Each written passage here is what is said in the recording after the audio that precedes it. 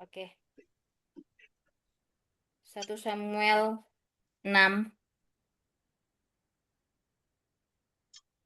Tabut Tuhan kembali kepada Israel. 1. Setelah tabut Tuhan ada di daerah Filistin selama 7 bulan.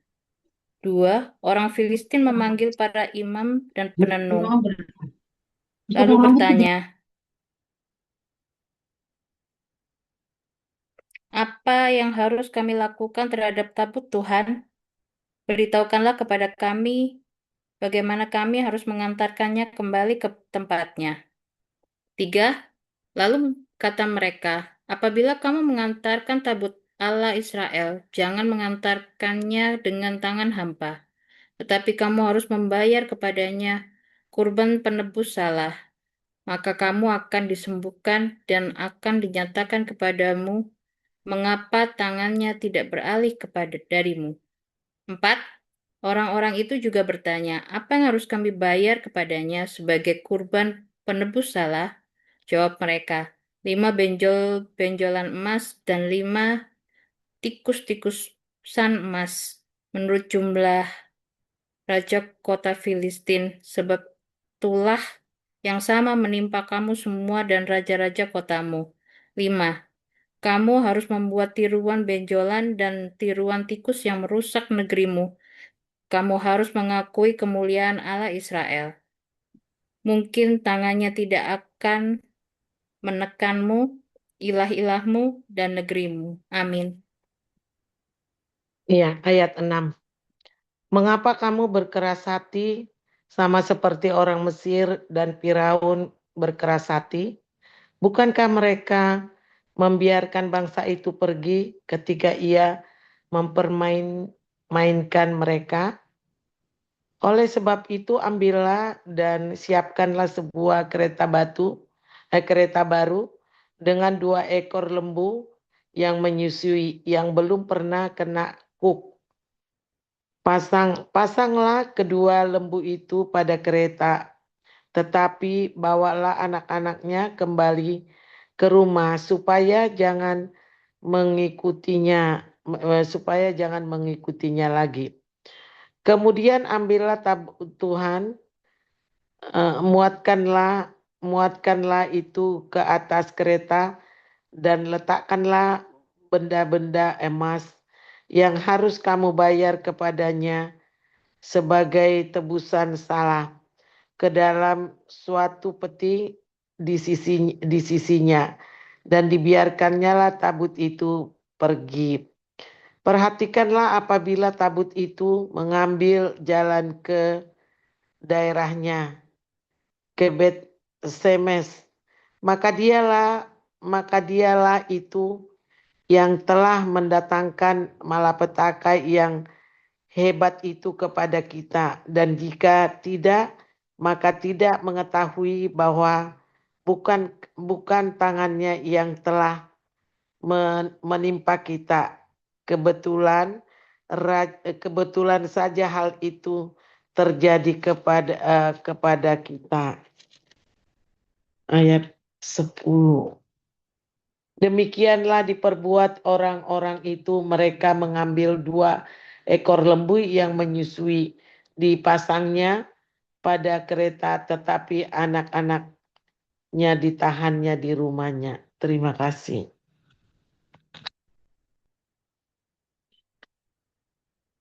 Bu Saryana dibuka mic-nya, di unmute.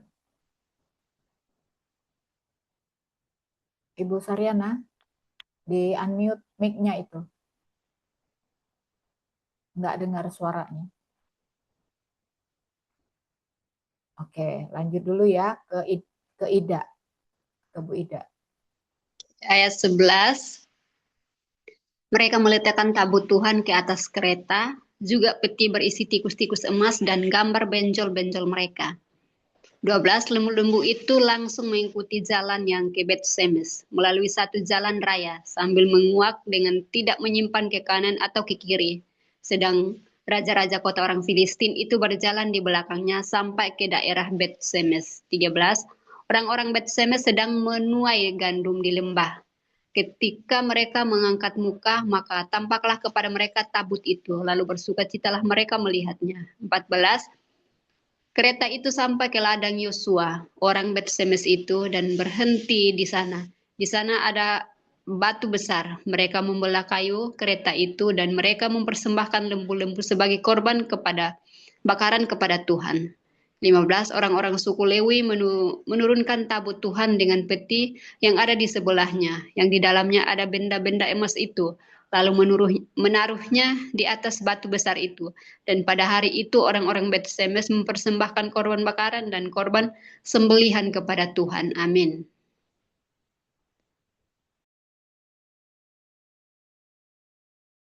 Ibu Surya, ikut baca Bu, di unmute. 16 sampai 21 ya. 16 ya. Iya. 16 sampai 21. 16, ketika kelima raja kota orang Filistin melihat hal itu, pulanglah mereka ke Ekron pada hari itu juga.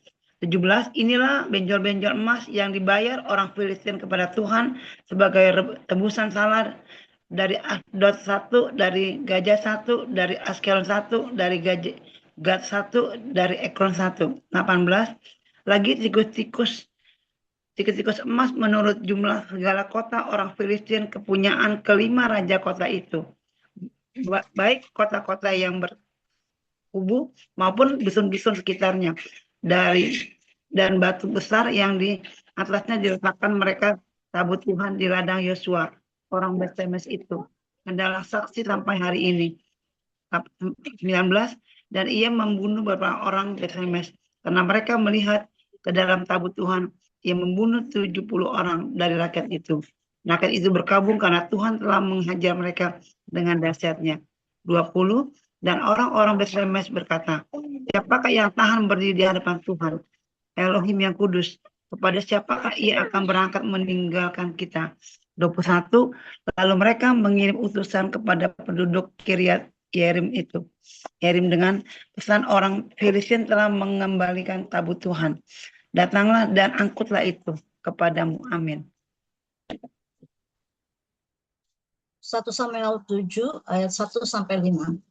Ayat 1. Lalu orang-orang Kiryat Yerim datang. Mereka mengangkut tabut Tuhan itu dan membawanya ke dalam rumah Abinadab yang di atas bukit. Dan Eleazar anaknya mereka kuduskan untuk menjaga tabut Tuhan itu. Orang Filistin terpukul kalah dekat Mispa. Ayat 2. Sejak saat tabut itu tinggal di Kiryat Yerim, berlalulah waktu yang cukup lama, yakni 20 tahun. Dan seluruh kaum Israel mengeluh kepada Tuhan. Ayat 3, lalu berkatalah Samuel kepada seluruh kaum Israel demikian. Jika kamu berbalik kepada Tuhan dengan segenap hati, maka jauhkanlah para allah asing dan para Asitoret dari tengah-tengahmu, dan tujukan hatimu kepada Tuhan dan beribadahlah hanya kepadanya. Maka ia akan melepaskan kamu dari tangan orang Filistin. Ayat 4, kemudian orang-orang Israel menjauhkan para Baal dan para Asitoret dan beribadah hanya kepada Tuhan. Ayat 5, lalu berkatalah Samuel, kumpulkanlah segenap orang Israel ke Mispa, maka aku akan berdoa untuk kamu kepada Tuhan. Amin. Ayat 6, setelah berkumpul di Mispa, mereka menimba air dan mencurahkannya di hadapan Tuhan. Mereka juga berpuasa pada hari itu dan berkata di sana, kami telah berdosa kepada Tuhan. Dan Samuel menghakimi orang Israel di Mispa. 7, ketika didengar orang Filistin bahwa orang Israel telah berkumpul di Mispa, majulah raja-raja kota orang Filistin mendatangi orang Israel. Serta didengar orang Israel demikian, maka ketakutanlah mereka terhadap orang Filistin. 8, lalu kata orang Israel kepada Samuel, janganlah berhenti berseru bagi kami kepada Tuhan Allah kita, supaya ia menyelamatkan kami dari orang Filistin itu. 9, sesudah itu Samuel mengambil seekor anak domba yang menyusu, lalu mempersembahkan seluruhnya kepada Tuhan sebagai korban bakaran. Dan ketika Samuel berseru kepada Tuhan bagi orang Israel, maka Tuhan jawab dia. 10, sedang Samuel mempersembahkan korban bakaran itu, majulah orang Filistin berperang melawan orang Israel. Tetapi pada hari itu Tuhan mengguntur dengan bunyi yang kuat di atas ke atas orang Filistin dan mengacaukan mereka sehingga mereka terpukul kalah oleh orang Israel. Amin. Bu Susi, ayat 11 sampai 15. Ya. 1 Samuel ayat 6. 7, Bu. 1 Samuel 7, 7 ayat 11. Ya. Keluarlah orang-orang Israel dari Misbah, mengejar orang Filistin itu dan memukul mereka kalah sampai hilir Betkar. 12. Kemudian Samuel mengambil sebuah batu dan mendirikannya antara Mispa dan Yesana. Ia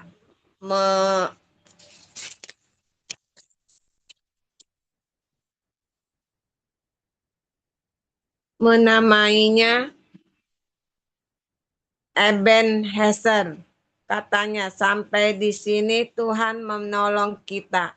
13. Demikianlah orang Filistin itu ditundukkan dan tidak lagi memasuki daerah Israel. Tangan Tuhan melawan orang Filistin seumur hidup Samuel. 14. Dan kota-kota yang diambil orang Filistin daripada Israel kembali pula kepada Israel, mulai dari Ekron sampai Gat. Dan orang Israel merebut daerah sekitar dari tangannya orang Filistin. Antara orang Israel dan orang Amori ada damai. Samuel sebagai hakim. 15. Samuel memerintah sebagai hakim atas orang Israel seumur hidupnya. Amin. Ibu Suti, 16 sampai 20. Ya, 16 terus masuk 8 nih, sorry. Ayat 16. Dari tahun ke tahun ia berkeliling ke Betel, Gilgal, dan Mispa dan memerintah atas orang Israel di segala tempat itu. Lalu ia kembali ke Rama, sebab di sanalah rumahnya dan di sanalah ia memerintah atas orang Israel dan di sana ia mendirikan mezbah bagi Tuhan. Pasal 8, orang Israel menghendaki seorang raja. Ayat 1, setelah Samuel menjadi tua, diangkatnya lah anak-anaknya laki-laki menjadi hakim atas orang Israel. 2. Nama anaknya yang sulung ialah Yoel, dan nama anaknya yang kedua ialah Abia. Keduanya menjadi hakim di Beersheba. 3. Tetapi anak-anaknya itu tidak hidup seperti ayahnya. Mereka mengejar laba, menerima suap, dan memutarbalikkan keadilan. 4. Sebab itulah berkumpullah semua tua-tua Israel. Mereka datang kepada Samuel di Rama. 5. Dan berkata kepadanya, engkau sudah tua dan anak-anakmu tidak hidup seperti engkau. Maka angkatlah sekarang seorang raja atas kami untuk memerintah kami seperti pada segala bangsa-bangsa lain. Amin. Ibu Mary, 6 sampai 10. Ya.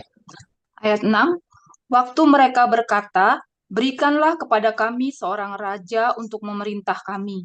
Perkataan itu mengesalkan Samuel, maka berdoalah Samuel kepada Tuhan. 7, Tuhan berfirman kepada Samuel, dengarkanlah perkataan bangsa itu dalam segala hal yang dikatakan mereka kepadamu.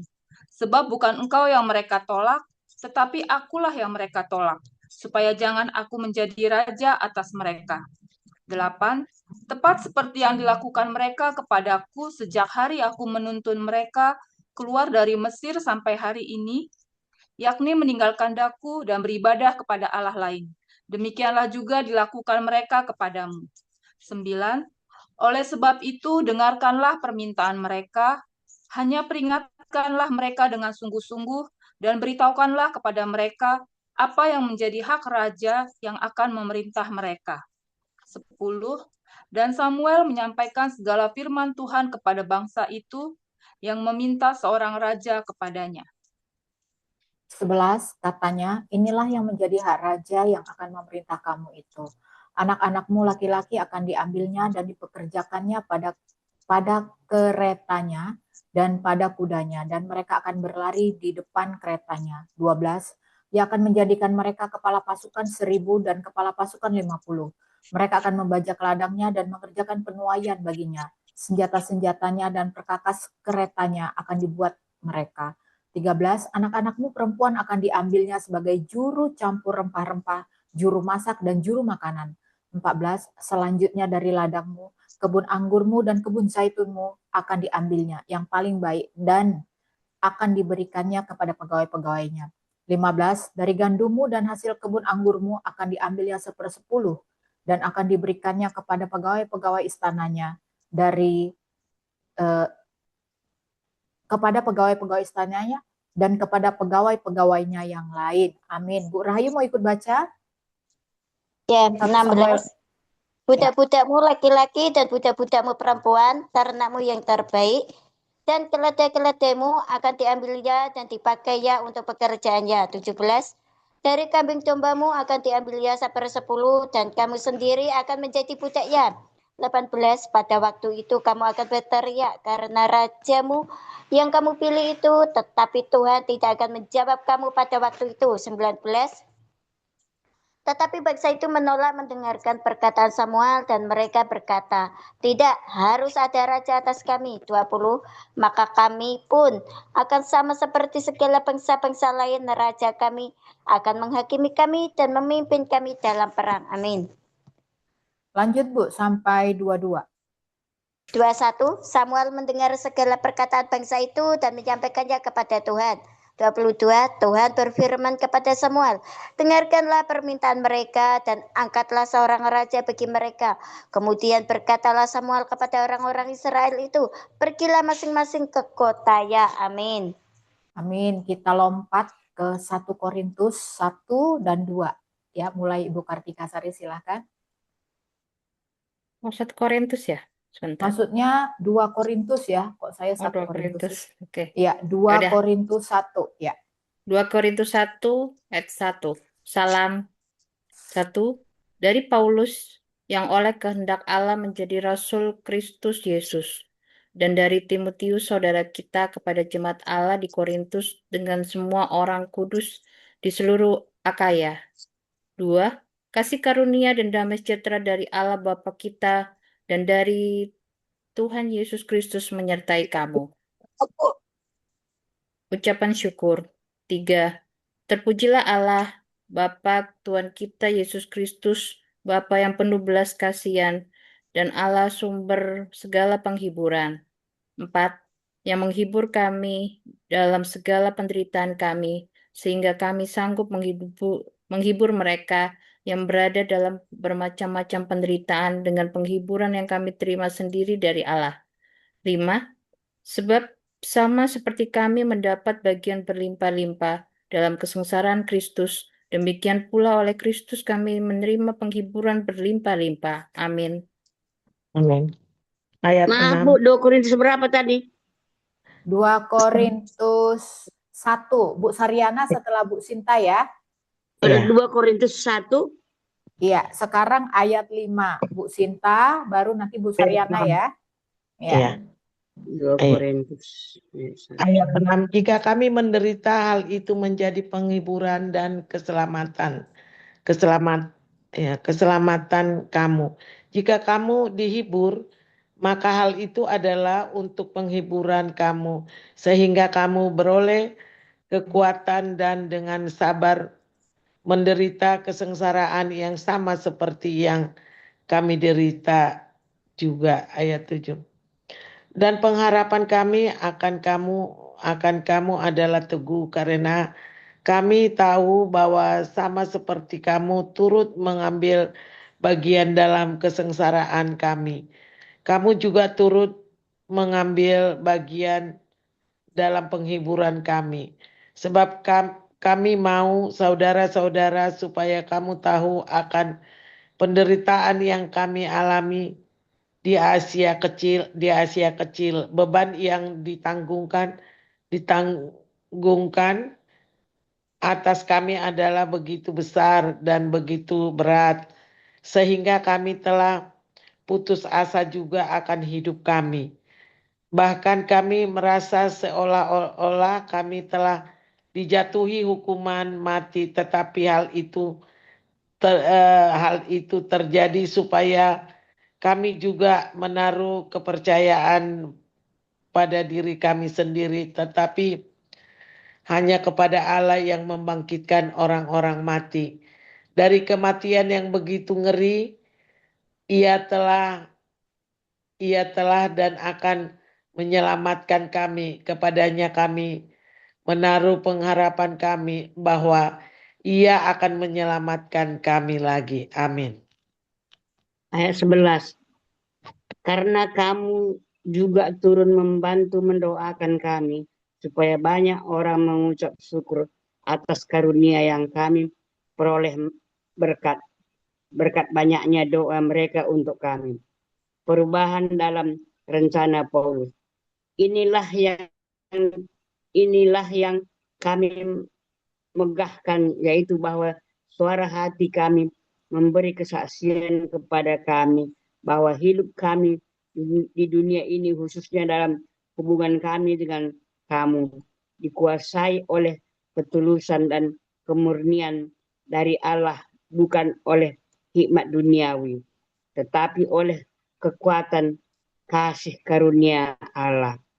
Ayat 13. Sebab kami hanya menuliskan kepada kamu apa yang dapat kamu baca dan pahamkan, dan aku harap mudah-mudahan kamu akan memahaminya sepenuhnya. Ayat 14. Seperti yang telah kamu pahamkan sebagaimana sebagiannya dari kami, yaitu bahwa pada hari Tuhan Yesus kamu akan bermegah atas kami seperti kacamata, Dek. Tolong, Dek. Terus, Bu. Yesus kamu akan bermegah atas kami seperti kami juga akan bermegah atas kamu. Ayat 15. Berdasarkan keyakinan ini, kamu pernah merencanakan untuk mengunjungi kami dahulu, supaya kamu boleh menerima kasih karunia untuk kedua kalinya. Amin. Ayat 16. Kemudian aku mau meneruskan perjalananku ke Makedonia, lalu dari Makedonia kembali lagi kepada kamu, supaya kamu menolong aku dalam perjalananku ke Yudea. 17. Jadi, adakah aku bertindak sembarangan dalam merencanakan hal ini, atau adakah aku membuat rencanaku itu menurut keinginanku sendiri, sehingga padaku serentak terdapat ya dan tidak. 18. Demi Allah yang setia, janji kami kepadamu bukanlah serentak ya dan tidak. 19. Karena Yesus Kristus anak Allah yang telah kami beritakan di tengah-tengah kamu, yaitu olehku dan oleh Silwanus dan Timotius, bukanlah ya dan tidak, tetapi sebaliknya di dalam dia hanya ada ya. 20. Sebab Kristus adalah ya bagi sebuah janji Allah. Itulah sebabnya oleh dia kita mengatakan amin untuk memuliakan Allah. Amin. Bu Surya, ayat 21 sampai 25. 21 sampai 24. 21 ya. Sebab dia yang telah meneguhkan kami bersama-sama dengan kamu di dalam Kristus adalah Elohim yang telah mengurapi. Ayat 22. Memeteraikan tanda miliknya atas kita dan yang memberikan Roh Kudus di dalam hati kita sebagai jaminan dari semua yang telah disediakan untuk kita. Ayat 23. Tapi aku memanggil Elohim sebagai saksiku yang mengenal aku, bahwa sebabnya aku tidak datang ke Korintus ialah untuk menyayangkan kamu. Ayat 24. Bukan karena kami mau memberitakan apa yang harus kamu percayai, karena kamu berdiri teguh dalam imanmu. Sebaliknya kami mau turut bekerja untuk sukacitamu. Ya, Ayat lanjut 2 ya. berarti. Iya, betul. Amin. Ya. 2 Korintus 2 ayat 1 sampai 5. Aku telah mengambil keputusan di dalam hatiku bahwa aku tidak akan datang lagi kepadamu dalam duka cita. Ayat 2. Sebab jika aku mendukakan hatimu, siapa lagi yang dapat membuat aku menjadi gembira selain dia yang berduka cita karena aku. Ayat 3. Dan justru itu ini, yaitu supaya jika aku datang, jangan aku berduka cita oleh mereka yang membuat aku menjadi gembira, sebab aku yakin tentang kamu semua bahwa sukacitaku adalah juga sukacitamu. Ayat 4. Aku menulis kepada kamu dengan hati yang sangat cemas dan sesak, dan dengan mencucurkan banyak air mata. Bukan supaya kamu bersedih hati, tetapi supaya kamu tahu betapa besarnya kasihku kepada kamu semua. Harus diampuni orang yang bersalah. Ayat 5. Tetapi jika ada orang yang menyebabkan kesedihan, maka bukan hatiku yang disedihkannya, melainkan hati kamu sekalian. Atau sekurang-kurangnya supaya jangan aku melebih-lebihkan hati beberapa orang di antara kamu. Amin. Ayat 6. Bagi orang yang demikian sudahlah cukup teguran dari sebagian besar dari kamu, sehingga kamu sebaliknya harus mengampuni dan menghibur dia, supaya ia jangan binasa oleh kesedihan yang terlampau berat. 8. Sebab itu aku menasihatkan kamu, supaya kamu sungguh-sungguh mengasihi dia. 9. Sebab justru itulah maksudnya aku menulis surat kepada kamu, yaitu untuk menguji kamu, apakah kamu taat dalam segala sesuatu. 10. Sebab barang siapa yang kamu ampuni kesalahannya, aku mengampuni juga. Sebab jika aku mengampuni, seandainya ada yang harus kuampuni, maka hal itu kubuat oleh karena kamu di hadapan Kristus. Amin. Bu Susi, ayat 11 sampai 17. 2 Korintus 2 ayat 17 ya, 11 ya Bu? Iya, 11 sampai 17. Sampai selesai Ya. maksudnya. Supaya iblis jangan beroleh keuntungan atas kita, sebab kita tahu apa maksudnya. Kecemasan dan kelegaan Paulus di Troas dan di Makedonia. 12. Ketika aku tiba di Troas untuk memberitakan Injil Kristus, aku dapat bahwa Tuhan telah membuka jalan untuk pekerjaan di sana. 13. Tetapi hatiku tidak merasa tenang karena aku tidak menjumpai saudaraku Titus. Sebab itu aku minta diri dan berangkat ke Makedonia. 14. Tetapi syukur bagi Allah yang dalam Kristus, sebab membawa kami di jalan kemenangannya. Dengan perantaraan kami, ia menyebarkan keharuman pengenalan akan dia di mana-mana. 15. Sebab bagi Allah kami adalah bau yang harum dari Kristus di tengah-tengah mereka yang diselamatkan dan di antara mereka yang dibinasa. Amin. Terus Bu, sampai 17. Oh ya. 16. Bagi terakhir kami adalah bau kematian yang mematikan, dan bagi yang pertama bau kehidupan yang menghidupkan. Tetapi siapakah yang sanggup menunaikan tugas yang demikian? 17. Sebab kami tidak sama dengan banyak orang lain yang mencari keuntungan. Dari firman Allah, sebaiknya dalam Kristus kami berbicara sebagaimana mestinya dengan maksud-maksud murni atas perintah Allah dan di hadapannya. Amin. Amin. Baik ibu-ibu, kita akan bersaat teduh, kita tanya kepada Roh Kudus. Pada saat kita membaca di Perjanjian Lama dan Baru, apa yang Roh Kudus tanamkan di dalam hati kita ya? Mungkin ada sesuatu yang kita pelajari, atau ada teguran-teguran, atau mungkin peringatan-peringatan, atau hal-hal yang sesuai dengan kondisi kita saat ini yang bisa kita sharingkan satu sama lain ya. Saya akan memasangkan musik saat teduh selama 3 menit, kemudian kita sharing satu sama lain.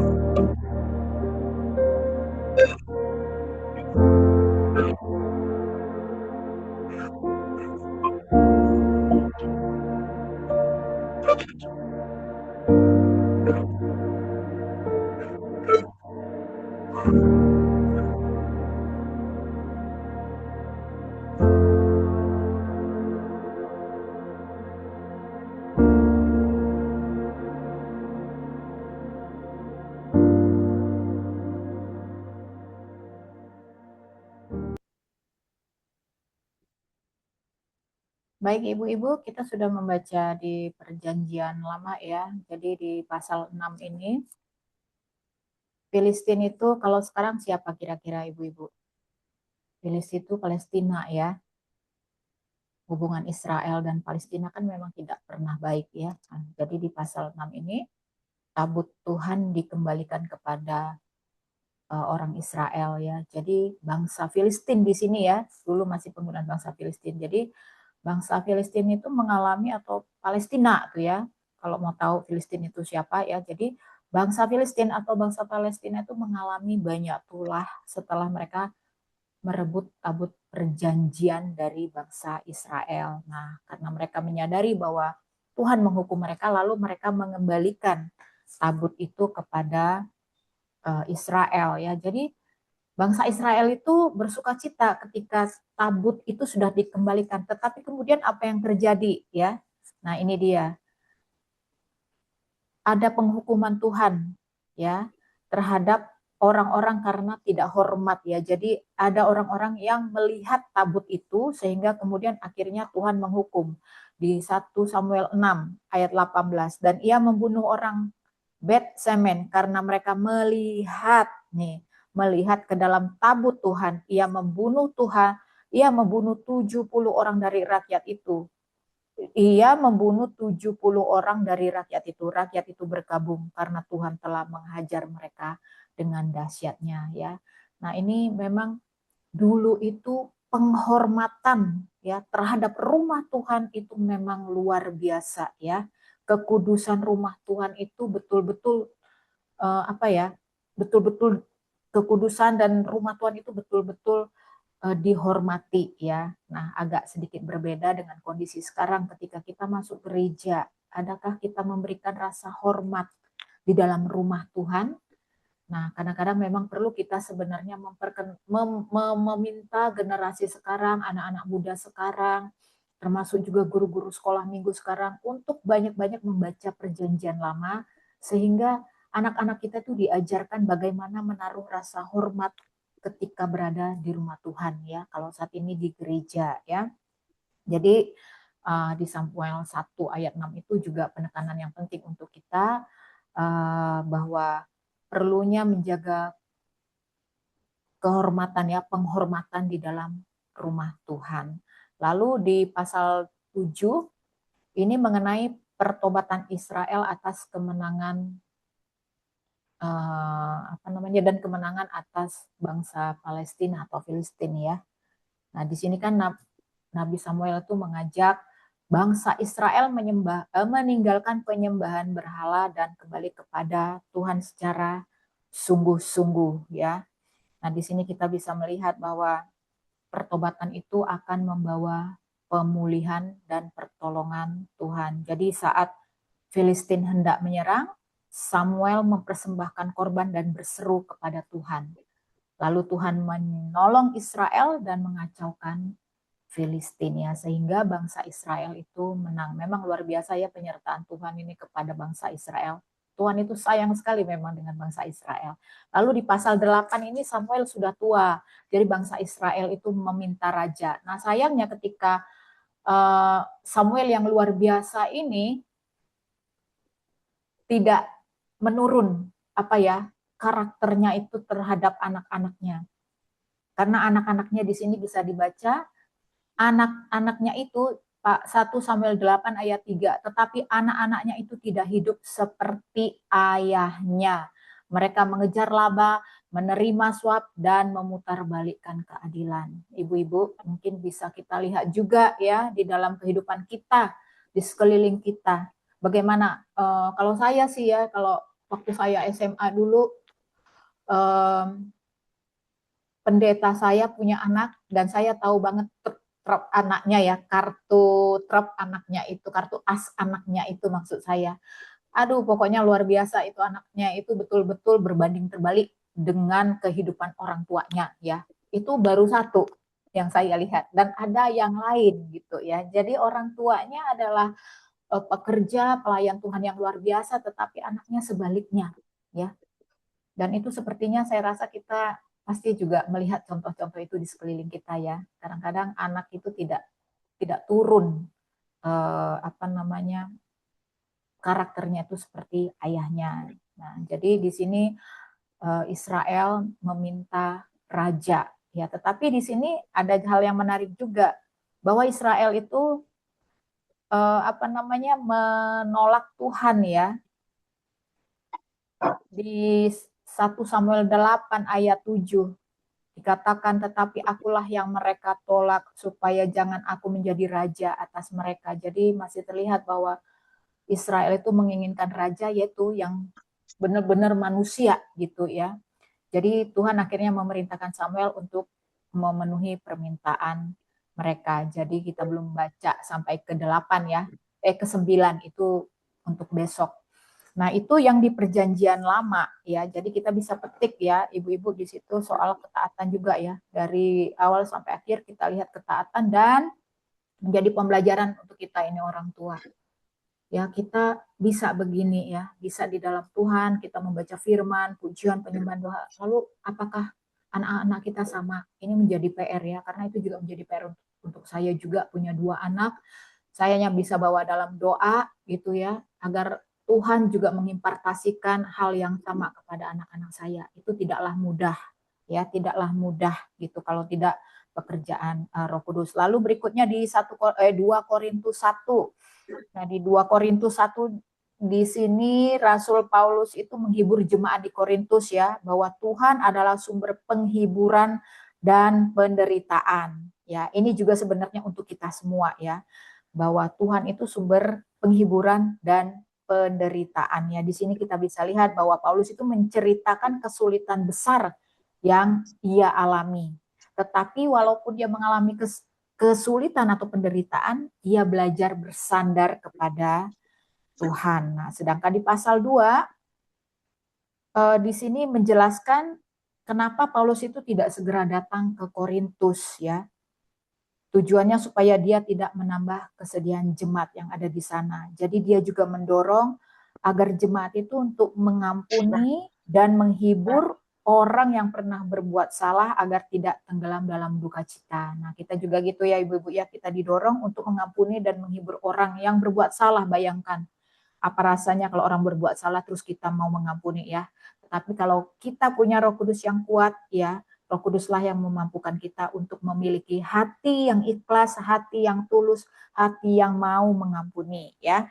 Jadi itulah pentingnya pengampunan, kasih dan hidup ya yang mencerminkan Kristus ya. Kita dapat merasakan suatu hal yang luar biasa. Surga itu kita dapat rasakan ketika kita bisa mempraktekkan apa yang kita baca di 2 Korintus ini ya, pengampunan, iman, pengharapan, dan kasih tadi. Baik, silakan ibu-ibu, siapa yang punya rema atau pembelajaran apa yang bisa dipetik ketika membaca tadi, atau mungkin kesaksian yang terkait dengan pembacaan kita. Silakan siapa yang mau memulai duluan. Bu Rahayu, Bu Susi, Bu Saryana. Bu Saryana gimana? Atau Bu Sinta mungkin, Bu Ati, Bu Mary, silakan. Mari kita sama-sama belajar di sini. Kita semua ketika kita sharing rema, ingat itu tidak ada yang salah ya, karena rema itu datangnya dari Roh Kudus. Rema setiap orang itu berbeda, tidak ada yang sama ya. Seperti itu. Silakan, siapa yang mau coba? Saya Kak Juli. Ya, silakan. Ya, dapat dari Samuel 8 tadi yang mengenai bahwa bangsa Israel meminta raja. Itu kan mereka meminta sesuai dengan keinginan mereka sendiri, Belum, bukan Bu. dari Tuhan. Ya, oke. Ya, jadi jadi saya bisa tadi ambil rema dari situ bahwa apa yang kita mau atau yang kita inginkan atau keputusan apapun dalam hidup kita ini jangan mengikuti selera kita, keinginan kita. Karena itu tadi setelah bangsa Israel karena melihat ya dari anak-anak dari Samuel itu memang tidak ada yang benar di mata Tuhan. Sebelum-sebelumnya itu kan kalau udah raja otomatis turun ke anaknya. Nah, tapi di sini orang Israel meminta sesuai yang mereka mau. Kalau anaknya Samuel udah nggak ada yang benar lah gitu. Nah, tapi kemudian pada akhirnya di ayat-ayat selanjutnya kita akan baca itu bahwa akhirnya mereka pilihlah Saul yang buat mereka itu elok rupanya segala macam lah, lebih tinggi dari orang-orang Israel. Tapi kemudian pada akhirnya rusak. Saul itu bukan raja yang diurapi Tuhan. Pilihan kita itu udah pastilah arahnya itu tidak baik. Tapi kalau kita meminta dari Tuhan, seandainya orang Israel meminta kepada Samuel untuk tanya Tuhan siapa raja gitu. Ini kan Mbak meminta angkatlah raja bagi kami. Tapi mereka menuntut yang sesuai dengan mereka mau kan, karena mereka tahu anak Samuel bukan orang yang pantas menjadi raja gitu. Jadi biar bagaimanapun kalau keinginan hati kita, kalau keinginan kedagingan kita udah pastilah hasilnya itu tidak baik. Jadi di sini saya tadi ambil remanya itu bahwa dan saya pun pernah gitu hal-hal atau keputusan-keputusan hal sepele lah dulu, apakah aku harus berangkat mengikuti ini, apakah harus ke sini, apakah harus aku ambil ini gitu kan. Kalau kita tidak mempertimbangkan dengan matang-matang, itu pasti hasilnya nggak baik. Pernah tuh aku juga melangkah gitu dari rumah, padahal udah ragu, udah ada gitu teguran dari Tuhan. Tapi aku ngotot berangkat karena aku pikir ini perlu buat aku gitu, perlu untuk dagangan aku. Kemudian aku melangkah dan benar saja di tengah jalan, sekalipun memang aku nggak ada luka-luka, motorku juga tidak terlalu yang namanya rusak, kesenggol sayap kirinya itu yang terlepas. Tapi itu udah benar-benar membuat saya Tuhan ampun gitu. Jadi emang benar kita harus minta petunjuk Tuhan lah untuk apapun keputusan yang kita ambil, kemanapun kita melangkah, Tuhan kita libatkan. Jadi hasilnya baik. Nah, jadi ya ini kesalahan orang Israel yang pada akhirnya nanti memilih Saul, dan kita udah tahu bagaimana Raja Saul kita akan bahas depannya nanti. Menantu sendiri pun Daud makan aku. Jadi ini ini kita diingatkanlah di pasal 8 ini, ayo kita libatkan Tuhan dalam hal apapun dalam hidup kita, karena tanpa Tuhan kita akan apa namanya orang bilang lu ya, jadi nggak ketentu arah jadinya gitu. Nah itu jadi kita berserah deh sama Tuhan apapun kehidupan kita ke depan. Ya seperti kita memilih pemimpin pun kadang-kadang kan udah kita bener gitu, tapi pada akhirnya bagaimana gitu. Tapi ya udah dipilih ya harus ikutin gitu. Nah, jadi ini peringatan lah dari kejadian mereka mau apa maunya mereka gitu, yang akhirnya hancur. Gitu. Oke, itu aja Kak Juli, terima kasih. Ya, makasih Kak Dewi ya. Jadi Ibu-ibu memang pesan rohaninya untuk kita di sini adalah supaya kita itu jangan ikut-ikutan ya. Jangan ikut-ikutan dunia supaya kita sama seperti yang lain ya. Mungkin kalau untuk kita yang sudah mengenal kebenaran ini ya, dan apalagi sudah dewasa bisa. Tapi memang kita harus ngajari anak kita. Tapi sanggup nggak sih kita ngajari anak kita? Biasanya kalau orang tua sendiri yang ngasih tahu anak itu susah. Memang harus melalui orang lain gitu ya. Kita bisa mendidik orang lain, tapi anak sendiri kenapa sulit dididik gitu ya. Nah, jadi Tuhan itu ingin kita percaya kepadanya. Jadi bukan percaya kepada tren ya, kepada tren. Sekarang lagi ngetren apa gitu ya. Nah, ini kita harus hati-hati. Dan yang paling penting adalah bahwa manusia itu bisa mengecewakan. Jadi kalau eh, kita ini tadi kayak Dewi itu ya, keputusan untuk mengikuti keinginan kita gitu ya. Kalau pilihannya karena mengikuti tren, itu bisa mengecewakan ya. Jadi kalau pilihannya itu pokoknya tidak melibatkan Tuhan, ya sudah, kita siap-siap mengecewakan ya.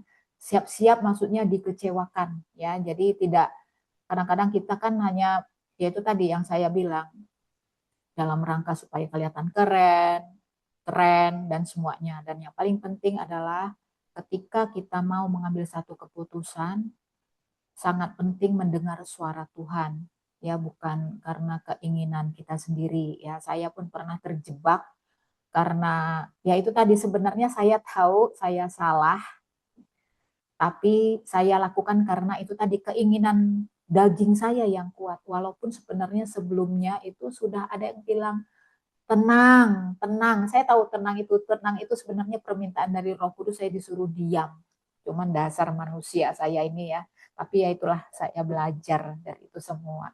Baik, terima kasih Bu Dewi ya. Jadi ingat-ingat ya Bu, kalau Samuel 8 itu supaya kita tidak mengandalkan manusia ya, bahwa segala keputusan kita libatkan Tuhan. Baik, siapa lagi yang mau coba sharing remaknya atau kesaksian atau pembelajaran apa yang didapat? Silakan. Bu Suti, Bu Ati, Bu Mary, Bu Rahayu, Bu Surya, Bu Bu, Desi. Ya, Bu Suti silakan. Bu, saya cuma nambahin dikit. Ketika tadi Ibu Dewi berbicara tentang kita tidak mengikuti perintah Tuhan, maka ada sesuatu yang terjadi kan. Tadi pada saat Bu Dewi ngomong gitu, Tuhan ingatkan saya pada kejadian belasan tahun yang lalu. Anak itu, saya masih kecil, pada saat itu saya lagi masak, saya bilang sama Tuhan, Tuhan saya mau ngambil barang, saya mau pergi. Tapi Roh Kudus itu tidak bilang apa-apa. Ini hati saya seperti ada sesuatu yang keras yang nggak boleh, nggak boleh. Sekali di sini Bu, saya berasa sekali. Itu kan berarti tidak dibolehkan, tidak diizinkan dengan keras oleh Tuhan. Daripada kemudian, oh saya tahu nih, oh ini berarti saya tidak boleh sama Tuhan. Kemudian saya tidak lakukan, karena saya nggak tahu apa yang akan terjadi dan saya tidak mau ada apa-apa dengan saya. Tuhan lebih tahu di depan ada apa, dan Tuhan yang mencegah kita, karena Tuhan adalah gembala kita yang menjaga kita, yang menolong kita, yang melindungi kita, memproteksi kita, dan segala apapun rencana kuasa kegelapan. Karena dari anak saya 8 tahun, SD kelas 2, saya sudah mulai berhadapan dengan kuasa-kuasa kegelapan, sampai guna-guna seperti itu. Tapi karena Tuhan itu begitu baik terhadap anak-anaknya, melindungi anak-anaknya, kita terbebas, kita terproteksi, kita terlindungi, dan kita terselamatkan. Udah gitu aja Bu, terima kasih. Ya, luar biasa Bu Suti ya. Terus Bu Suti ya, apa namanya, Bu Suti kan memang kalau saya lihat ya itu luar biasa ya, benteng perlindungannya ya, kuat sekali ya. Pujian penyembahan itu apa, relasinya itu kuat. Jadi Bu Suti itu kalau saya lihat memang adalah orang yang peka ya ibu-ibu ya, Bu Suti ya, luar biasa. Terima kasih Bu Suti. Terus benteng itu dipertahankan, perisainya dipertahankan ya, karena saya melihat itu satu yang kuat untuk Bu Suti. Luar biasa Bu Suti. Terima kasih. Silakan ibu-ibu lain. Bu Ati,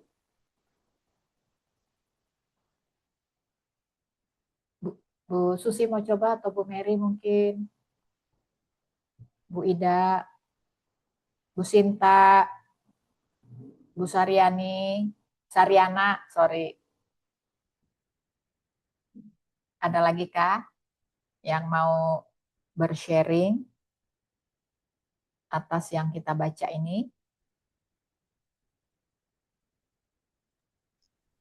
Saya Kak, mungkin Ya, sedikit. silakan. Ya, silakan Bu Ida. Saya dapat dari pasal 7, 1 sama pasal 7 itu tentang berhala. Nah, yang siang ini saya dapatnya ini berhala ini bukan merujuk pada patung fisik ya, tapi merujuk kepada sesuatu yang mengambil alih posisi Tuhan. Nah, jadi saya lihat di sini bahwa sesuatu yang mengambil alih posisi Tuhan sebagai yang terutama dalam hidup manusia. Jadi kadang yang kita lihat bahwa berhala itu patung, itu cuman sebagai simbol yang kita lihat di kejadian atau kisah yang terjadi di bangsa Israel. Nah, saya tarik ke kehidupan kita sehari-hari. Kalau di bangsa Israel itu Baal, yaitu yang para Baal dan Asitoret itu yang mereka sembah mungkin sebagai salah satu cara lain mungkin ya supaya mereka mendapatkan berkat selain bersama Tuhan. Jadi mereka dua-duanya ini jalan, satu percaya Tuhan, satu percaya para Baal. Padahal mereka sudah tahu, bangsa Israel ini sudah tahu bahwa sudah berkali-kali Tuhan menolong mereka, tetapi tetap saja masih tegar tengkuk tuh, masih mencari kenyamanan lain. Nah, sampai di situ ada Ebenezer tuh. Dari dulu pertolongan yang dulu Tuhan pernah lakukan itu akan terjadi sampai saat ini. Jadi pertolongan Tuhan itu tidak pernah berubah. Pertolongan Tuhan itu tidak berubah dulu dan sampai saat ini. Jadi apapun kita jangan coba-coba untuk menduakan Tuhan. Karena Ebenezer itu artinya apa? Tuhan menolong kita itu dari dulu sampai sekarang. Jadi nggak pernah berubah sedikit pun. Kita yang sering berubah-ubah. Setiap menit, setiap detik berubah. Habis membuat komitmen berubah. Habis membuat janji berubah. Jadi siang hari ini yang saya lihat yang sering terjadi pada manusia kita yaitu kita selalu mendewakan hal-hal yang bersifat kenyamanan pribadi, kekayaan, kenyamanan karir, reputasi sebagai sandaran hidup. Nah, itu yang berhala kita sebagai manusia di dunia.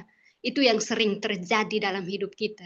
Jadi itu yang membuat menggantikan kepercayaan kita kepada Tuhan. Jadi kadang ketika kita sudah memiliki suatu benda yang kita merasa punya power, punya kekuatan, nah kita mulai mengabaikan kekuatan Tuhan, kedaulatan Tuhan. Jadi yang saya lihat di sini bahwa kadang manusia ketika diberkati, malah berkat itu menjadi pedang bermata dua. Jadi mulai menduakan Tuhan, mulai fokus ke benda berkat yang Tuhan kasih. Nah, Tuhan mulai dipindahkan dari posisi pertama ke posisi kedua. Nah, itu yang sering terjadi dalam kehidupan kita sehari-hari, bahwa keserakahan manusia itu tidak ada batasnya. Jadi kita perlu kontrol, pengendalian diri. Jadi keserahan manusia itu sangat luar biasa karena kita sadar bahwa kita masih hidup di dunia, kita masih manusia biasa, kita tidak sempurna. Jadi kita perlu pengendalian diri, kontrol diri. Yaitu jangan melupakan Tuhan di setiap keputusan apapun. Saya di kampung saya itu setiap keluarga itu ada beberapa keluarga, ketika salah satu di antara anggota keluarga itu sakit, mereka datang ke kuburan dan berdoa minta kesembuhan pada arwah-arwah yang sudah tidak ada. Nah, menurut mereka itu baik karena berdoa minta kesembuhan. Nah, ini yang salah, ini yang masih saya lihat sering terjadi di kampung saya, ada beberapa. Jadi itu tindakan itu mereka tidak sadar bahwa mereka sudah menduakan Tuhan. Padahal menurut mereka itu baik. Mereka sudah berdoa sama Tuhan, tapi mereka minta juga kesembuhan dari para arwah. Berarti sudah berhala juga, termasuk berhala, karena sudah memindahkan posisi yang mereka sudah berdoa, sudah mengutamakan Tuhan nomor 1 untuk kesembuhan, tapi masih pergi lagi berdoa kepada arwah. Nah, itu berarti mereka sudah mengalihkan posisi Tuhan. Jadi buat siang hari ini yang saya dapat itu aja, bahwa apapun kita jangan sekali-kali mengalihkan posisi Tuhan. Biarkan Tuhan tetap prioritas utama kita. Terima kasih Kak Juli. Amin, amin ya ibu-ibu ya. Ini juga satu poin juga ya, pembelajaran untuk kita ya. Karena berhala itu kalau kita baca untuk konteks masa kini itu memang bukan berupa patung ya. Amin ya. Jadi bukan berupa patung, tapi apapun itu yang dia mengambil tempat Tuhan di dalam hati kita. Nah, tanpa sadar nih contohnya ya, tadi sudah dikasih tahu uang ini paling bahaya, ini memang uang dan gaya hidup. Ya, jadi kadang-kadang kita tuh mengukur kebahagiaan itu dilihat daripada barang, fashion. Nah, ini hati-hati ya, ataupun mungkin juga status. Itu tanpa sadar. Ya. Jadi kita mengejar itu semua tanpa kita lupa padahal itu sebenarnya adalah juga berhala ya. Lalu popularitas nih. Nah, ini nih yang masa kini nih. Popularitas ya. Yang punya medsos nih, yang kepengen banyak likes, follower atau pengakuan-pengakuan, validasi diri. Wah, ini juga mengerikan ya. Kita punya media sosial, kita gunakan itu untuk penginjilan, untuk menyebarkan karya Kristus di dalam hidup kita ya, bukan untuk sesuatu yang itu tadi pamer-pamer ya, itu harus hati-hati untuk itu semua ya, termasuk juga tadi yang kata Kak Ida itu soal apa penyembahan berhala itu ya di NTT. Kalau di NTT sama sampai ke sana daerah Indonesia Timur, bahkan di Sumatera Utara pun masih banyak sebenarnya dualisme agama, jadinya mereka satu Kristen tetapi juga mereka masih melakukan ritual-ritual penyembahan terhadap arwah. Ya, itu saya pernah datang ke satu kampung di Sumba Timur, namanya Rende. Rende itu satu kampung yang isinya itu kalau kita masuk itu daerah wisata, coba bisa nanti di Google. Jadi kalau masuk itu ada rumah besar ya dari kayu, di dalamnya itu semua mayat ibu-ibu, isinya mayat semuanya, dan isinya itu mayat-mayat tapi memang statusnya adalah raja ya, keturunan-keturunan raja. Jadi dan di sana itu tidak ada lampu, jadi bayangkan kalau sudah malam itu kayaknya apa yang terjadi, mengerikan sekali ya, sampai sebegitunya itu masih begitu di Sumba itu. Jadi kepercayaan mereka Kristen mayoritas tetapi masih percaya berhala apa tadi, arwah-arwah seperti itu ya. Itu Bu Ida tadi udah ngasih tahu ya. Jadi memang kalau mau penginjilan di Sumba itu memang peperangannya paling tinggi di Sumba karena memang di sana okultismenya itu sangat besar. Dan sekarang isunya menurut teman saya yang pendeta di sana itu banyak terjadi bunuh diri. Anak-anak remaja, anak-anak muda itu banyak bunuh diri. Nah, itu kuasa apa coba yang di sana? Kan itu begitulah cara bekerja si iblis itu ya. Merasuki anak-anak muda sehingga anak-anak muda itu nggak tahu kenapa tiba-tiba ya entahlah ya apa yang dirasuki sehingga angka bunuh diri sangat tinggi di NTT ya. Kita harus tetap memperhatikan anak-anak kita, sekali lagi ibu-ibu. Saya khawatir ya, itu bisa juga bentuk daripada berhala. Ada sesuatu yang tidak tercapai, mereka kecewa, dirasuki pikiran mereka ya, cara kerja si iblis. Lalu begitu ya, pikir pendek, anak kita tuh pikir pendek dan mereka melakukan percobaan bunuh diri. Memang betul-betul kita harus selalu tumpang tangan pada anak-anak kita. Ini ya ibu-ibu yang punya anak-anak nih terutama nih. Tumpang tangan terus, minta keluarga kita, rumah kita, pasangan hidup kita, anak kita dipagari dengan darah Yesus ya, darah Kristus Yesus, supaya tidak terjadi seperti tadi. Terima kasih Bu Ida ya. Baik ibu-ibu, kalau tidak ada lagi, Ibu Rahayu ada di situ? Oke, Ibu Rahayu, ya, Ibu Rahayu bisa tutup di dalam doa. Iya Bu. Ya, juga mungkin bisa didoakan juga untuk kesehatan ibu-ibu ya. Tadi ibu-ibu mungkin Bu Saryana udah mental ya. Ya, Bu Suti ya. Kesembuhan Bu Suti, kan Ibu Suti sekarang sedang pemulihan ya Bu Suti ya. Bu Suti luar biasa progresnya karena kuasa Roh Kudus ya, kesembuhannya pelan-pelan tapi pasti. Lalu Bu Sinta ya diberi kekuatan karena Bu Sinta ini dalam usianya yang lansia ya Bu Sinta ya, itu sering sekali travel. Maksudnya pulang pergi naik pesawat. Jadi diberikan kekuatan fisik supaya supaya selalu kuat, sehat dan tetap berapi-api di dalam Tuhan. Gitu, Ibu Rahayu. Kita satukan hati.